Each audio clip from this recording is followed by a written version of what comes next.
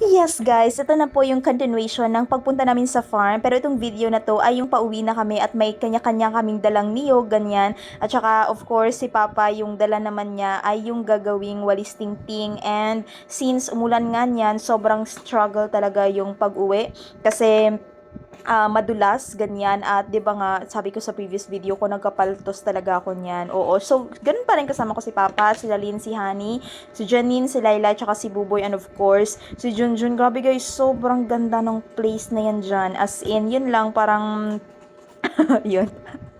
Si Buboy. Yun lang, ano, wala lang siyang signal, ganyan. Pero sabi ko nga, parang ang sarap ano dyan, magpatayo ng bahay, ganyan. Kasi sobrang ganda ng view. Kapag maglalaba ka, marapit lang sa batis, ganyan. At saka, puro green lang yung nakikita mo sa paligid. Sobrang nakaka-relax siya, as in.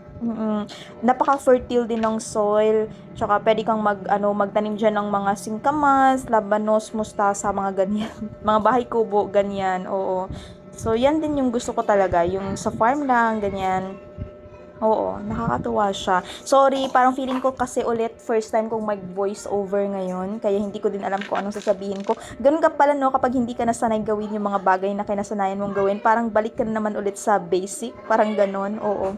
Hindi ko naman ang sasabihin ko, pero yun, so ganyan siya kaganda. Actually, napakahaba nito, fast forward ko lang siya. Ayaw kasing i-cut, sa sobrang ganda ng paligid. Hindi ko alam kung nakailang sobrang ganda ako, pero yes, sobrang ganda talaga dyan, as in, super green, ganyan. And again guys, thank you so much ha sa panonood sa mga videos ko.